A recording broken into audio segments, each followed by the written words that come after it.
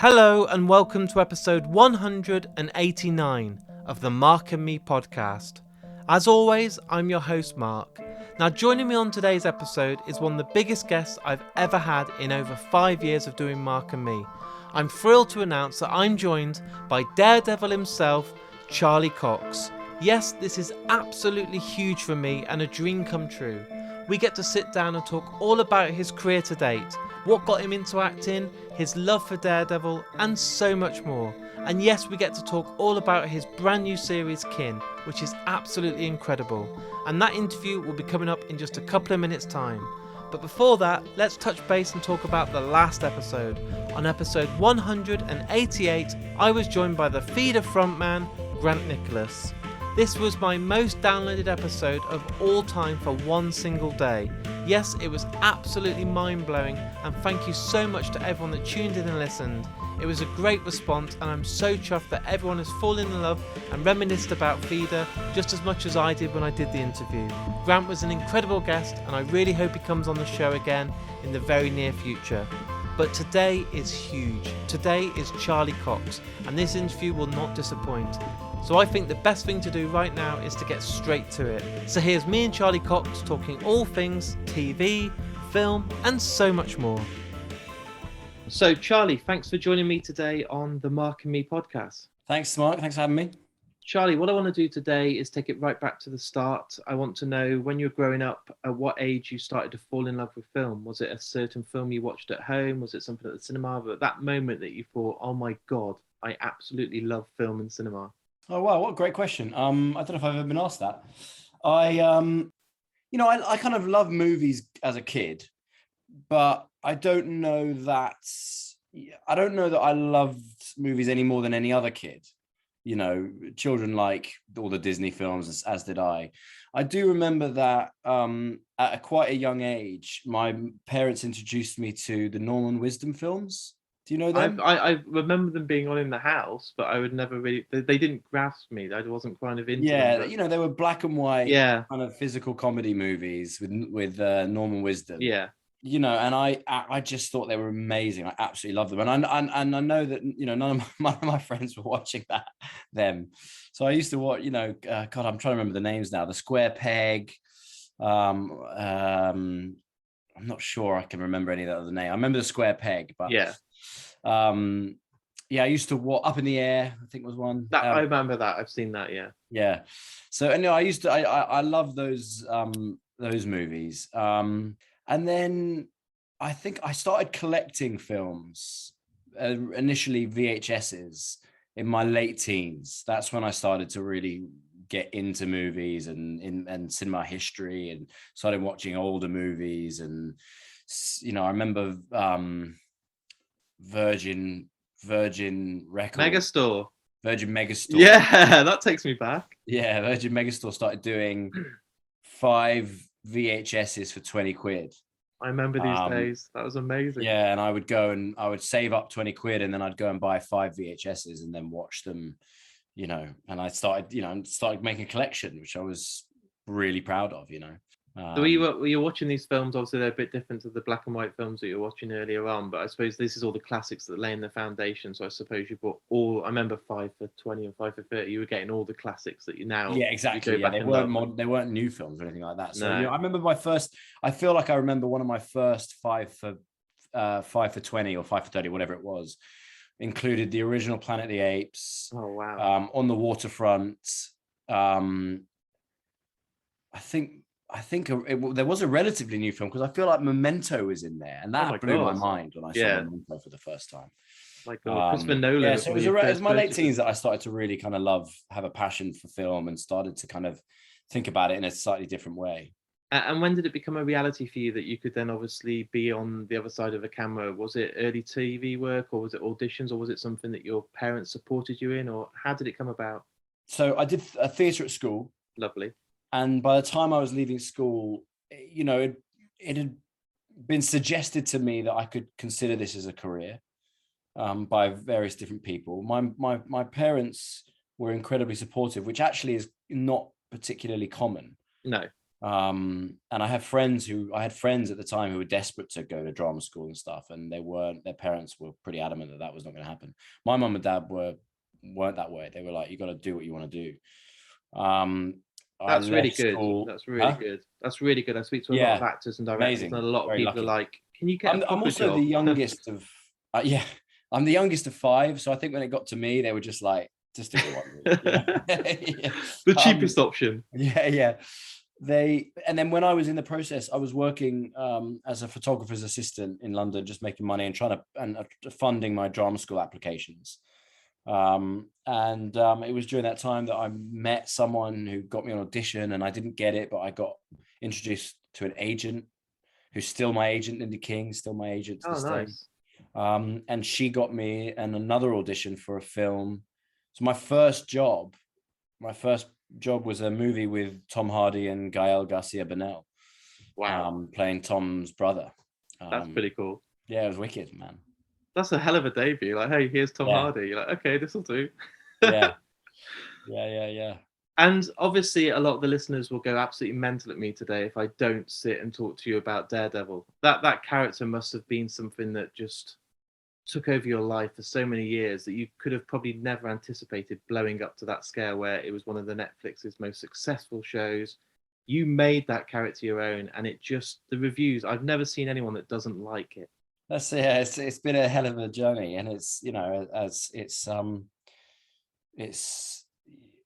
kind of, as of late, as we all know now, it's kind of been resurrected somewhat, and so it's kind of feels like it's having the beginning of a new life. I did a movie in Malta in 2009, I think, about 2009, and it was the movie we were shooting we were wet and cold, and we shot through the night. And I remember I did an interview for some reason I did an interview in the middle of the night once. They had like people on set, but we were all shooting night shoots, so they had to, if they wanted to come on set, they had to come in the nighttime. And one of my mates had been cast as a superhero. I forget which. I think it may have been Andrew Garfield in Spider-Man, or it might have been I can't remember the years now. I'm getting a bit confused, but one of them had. And I was asked that question, it's like, do you want to ever be a superhero? Do you want to play a superhero? Which I thought was an interesting question, quite random. But as I was answering it, I was realizing that I think in 2010, I was approaching 30. So I remember thinking, it's probably, that ship has probably sailed. I don't think if I haven't done it now, I'm probably not going to do that. So when how wrong were you? I know, it's so mad. And so when I got the audition for Daredevil, which was not until 2013, it was like such a kind of bizarre moment that I was like, oh wow, okay, there is an opportunity here. I didn't know anything about Daredevil. I didn't even know he was a superhero. I thought it was just, I didn't know. This is well documented now because I've spoken about it a lot. But they didn't mention in the breakdown for the first audition. They didn't mention it that he was visually impaired, and so I didn't do that in the first audition. Wow. And you still got it. Well, I came back for a second audition, and then they were like, by the way, he's blind, right? Yeah. Like, oh, okay. Yeah. So what was it like that moment they turned around to you and they gave you the green light and said, you've got the role? You must have been like, okay, this is on a hell of a new scale to me. So it was quite an uncomfortable moment, because I was contracted. I'd done a pilot for a network TV, for a network channel. And then during that time I'd auditioned for Daredevil, because as an actor, you never know what's going to happen. You just got to keep putting yourself out there. Yeah. But realistically, I knew that if I got Daredevil, I could only do it if the network show released me. If they didn't get to, so there was a period of time where I'd been told I was going to be off. I'd been offered Daredevil, but there was about a month, maybe a bit longer, where I hadn't been released, and there was a Oh, chance no. that, and not to speak badly of this other show, it No. just wasn't that, it wasn't the same. No. And so there was quite a nervy month where I was like, oh, please let this, not work out. So very grateful for that. And when this character is so identifiable with you and it stays as such a part of you, does it make you feel under pressure and that the next decision for your next role is even harder because that view of taking on another project to follow that legacy of the character, it must be quite tough. It's like everyone's going to be looking at you like, what are you going to do next? What are you going to do? Yeah, I guess so. I mean, I try not to think about that, because I don't know, you could drive yourself crazy if you start when one of the things I feel like I've learned as an actor is that to make a decent TV show or film, there are so many variables. There's so many elements that have to all come together and just work perfectly together. You can shoot a great script. You can have an incredible producer and director, and all the cast members are fantastic. And then if the editor doesn't really do a good job, then the whole thing falls apart, Yeah. So you learn not to try and put too many eggs in your basket. I mean, obviously you get excited about jobs, you get excited about working on something. You're able to recognize, the people's influence who have done great things in the past, or have people who you admire greatly. But until you see it, and people see it, you just have no idea. And that was very true with Daredevil. Like I find it very hard to judge anything I'm in, because you're hypercritical, not just of yourself, but also of the project. They sent me a cut of the first 2 episodes. Yeah. I watched them at home. I was jet lagged. I was on a small little, I think I watched it on an iPad mini. It had writing across it. Yeah. Couldn't hear it brilliantly. And I watched it and was like, okay, all right, it's all right, but I wasn't blown away by it. And so when we went into, I thought it was fine, I thought it was interesting, but I also was like, I'm going to try not to judge this. You just got no idea. Yeah. And then it wasn't until we started doing press for it. I'd been in South America doing some press. I'd flown back to New York, and then we had a full 2-day junket in Los Angeles.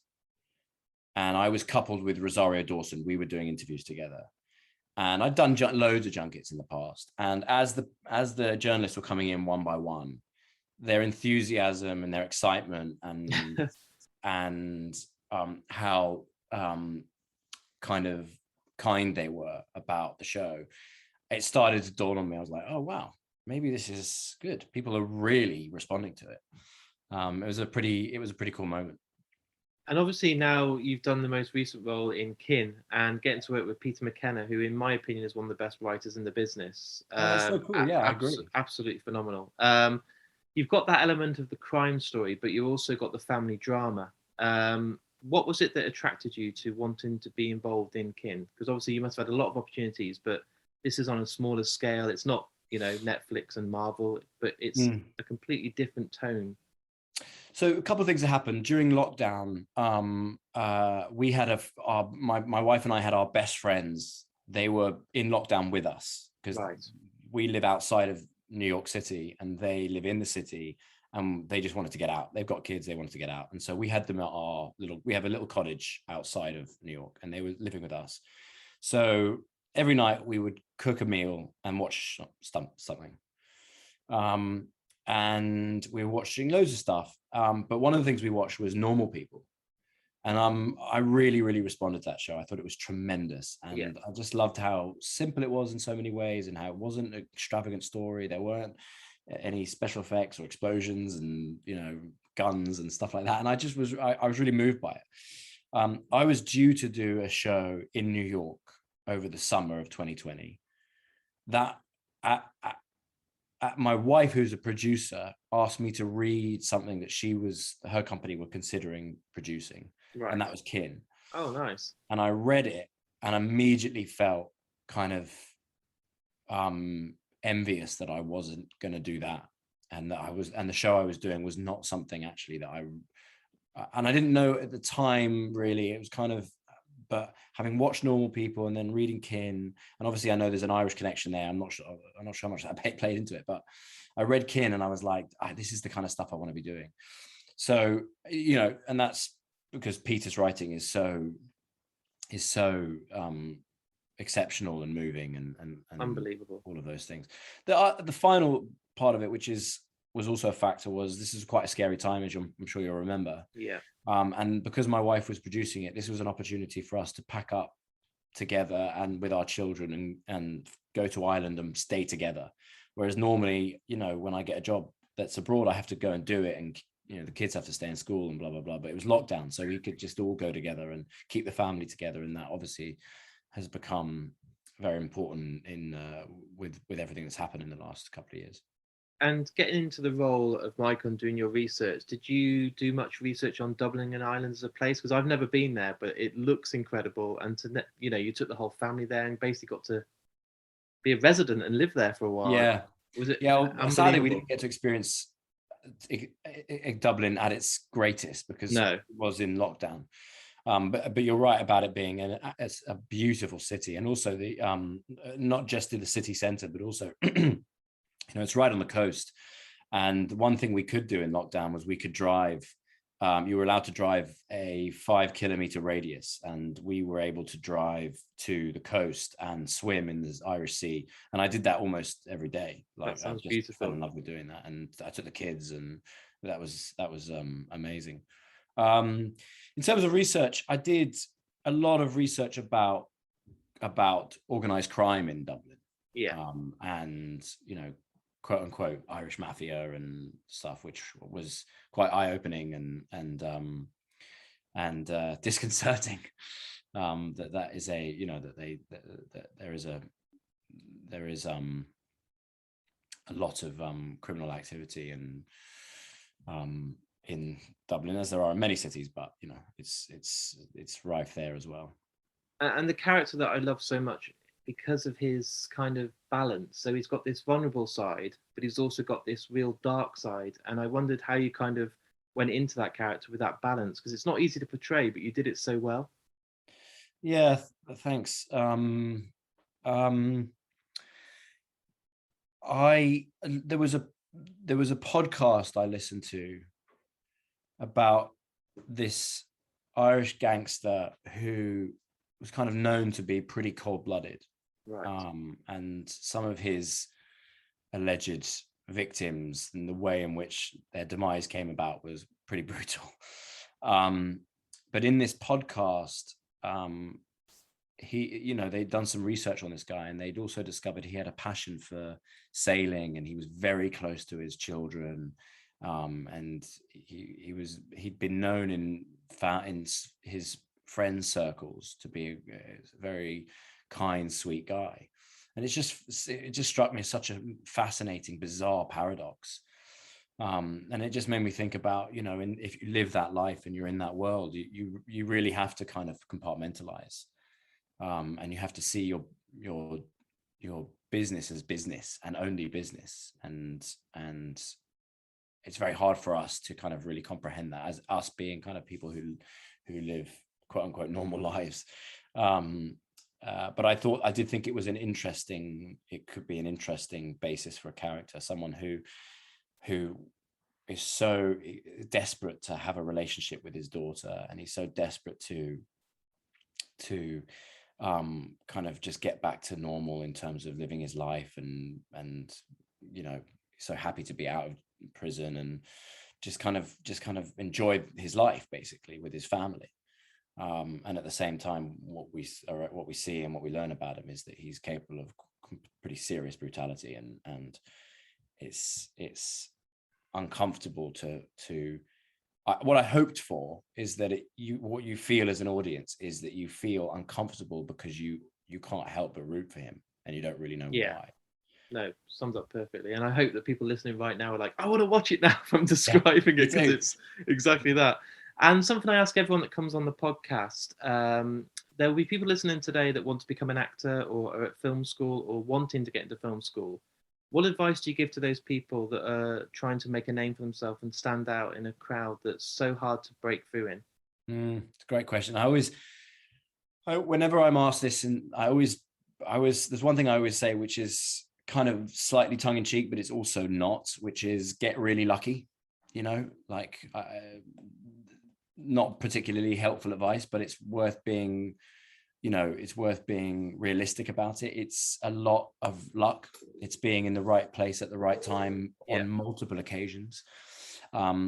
This idea that people have in their head, that I had in my head, about, you get one role in a film and suddenly it just doors start opening, and the next thing you know, you're on private jets and signing autographs, and you've become a huge movie star. That's not what happens. It's not what happens to anyone I know, certainly. You get a job, and you audition and you don't get any work, and then you get something and you do that job, and then you're back to the drawing board, and it doesn't feel like that's made any difference. But over time you get slightly bigger roles, and you get a couple of bigger breaks, and just keep plugging away. And it requires a huge amount of faith and a huge amount of patience. That isn't particularly helpful, other than maybe to just remind people that it is a process, and that you have to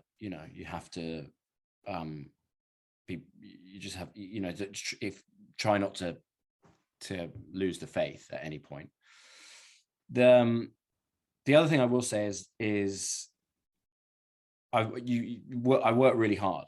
Yeah. So when I get an audition, and I've always done this, and it's I kind of suffer a little bit from dyslexia. I have a small amount of dyslexia, which means that if I'm reading out loud and I'm nervous, I'm liable to make mistakes. Yeah. And which I've always thought has really served me, because I never ever take my audition sides into an audition ever. I always learn them, and I always have from day one. I've always, and I'm surprised at how uncommon that was. I always see people with their sides, and it can be difficult if you're getting a lot of auditions day after day, which doesn't often happen, to be honest. But if that does happen, it can be difficult. But for me, it was just I didn't have a choice. I had to learn the lines so that I could go in. I had to know them so well so that I could be in an audition, and even when I'm nervous, I know them so well that I'm not going to mess it up, basically. So I always think that served me quite well. And my very final question for you today is, I ask everyone that comes on the podcast to choose the outro piece of music, and it can be any song in the entire world that means something to you. I put you on the spot. It isn't kind, because you only get one choice. What was it? What did you call it? The what? A what? The outro piece of music. So you get to choose one piece of music. It can be by any band. It can be any song in the entire world. But as this interview is wrapped up and the podcast finishes, one piece of music is played and you get to choose it. So every guest that comes on, there's 184 guests have been on, everyone gets to choose a different song. So what's a song that means a lot to you, that when I put you on the spot and ask you today, would be the perfect outro music for Mark and Me with Charlie Cox? But is it my favorite? Are you asking me? I'd like it to be one of your favorite songs, or something that means a lot to you, that when I ask you what song would you like it to be, it's the one that comes. Okay, so it doesn't have to be tonally appropriate. No, not at all. Okay. Okay, great. Oh wow. I'm gonna say. I can hear your brain ticking from here. Yeah. You've got it down to 5 in your head now. Yeah, I've got a couple. I'm gonna say Matthew and the Atlas is the name of the band.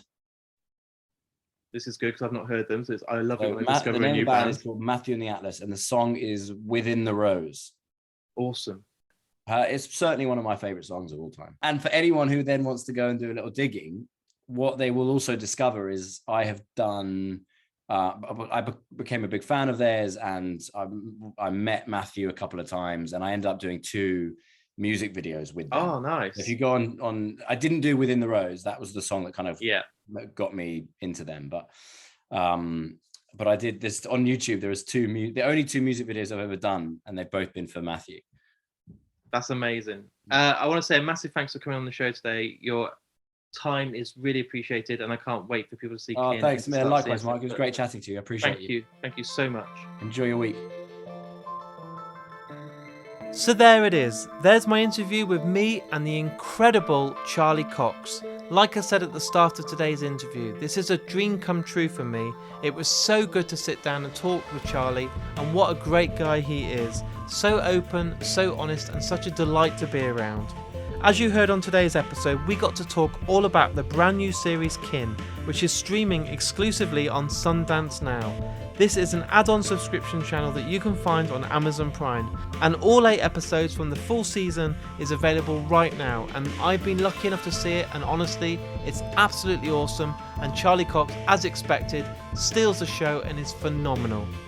Also, if you've enjoyed today's episode, I have a website, markandme.com. On there, there's links to my Facebook, my Instagram, my email, and my Twitter page. If you've really enjoyed today's episode, why not retweet it, share it on your Instagram stories, share it on Facebook, or drop me an email and let me know your thoughts. I read and reply to every single message that I receive, and I'm very proud of that. It's the best way to get these episodes advertised and out there, so if you really enjoyed today's episode, please share it across your networks because it really does make a difference. And if you've really enjoyed today's episode, why not support me on my Patreon page? The link is available on markandme.com, and for as little as £1 per month, you're guaranteed 6 episodes of the Mark and Me podcast.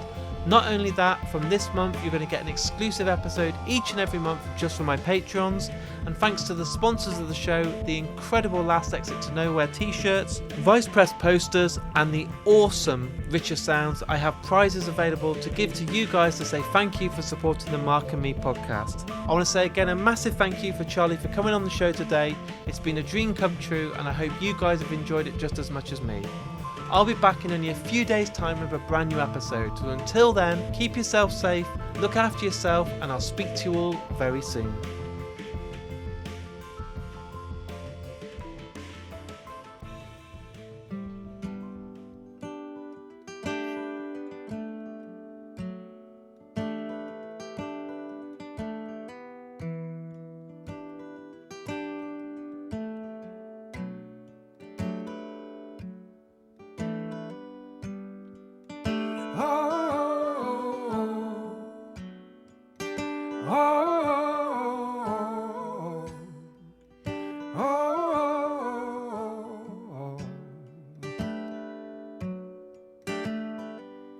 If I'm running out of time, then I'm running out of time.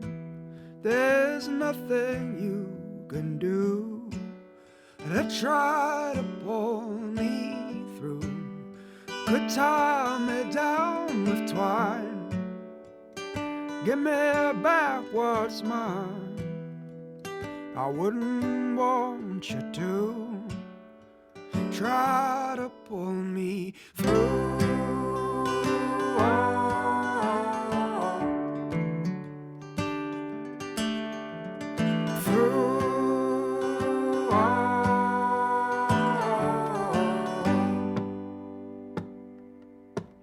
You'll find me in the morning, hidden within the road,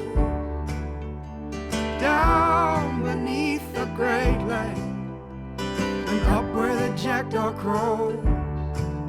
And my grandfather did ask me, do you know what you have done? There were ripples in the water, I found them when you were young.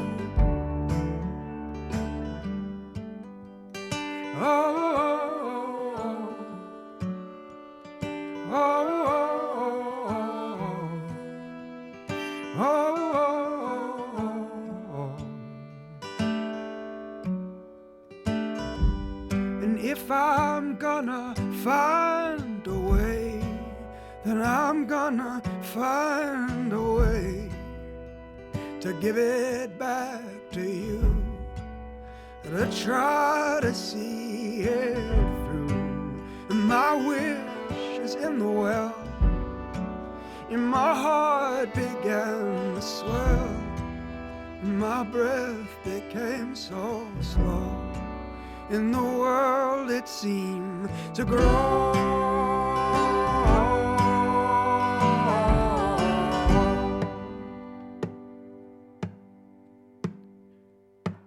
You'll find me in the morning, hidden within the road, down beneath the great lake, and up where the jackdaw crow. My grandfather did ask me, do you know what you have done? There were ripples in the water, I found them when you were young.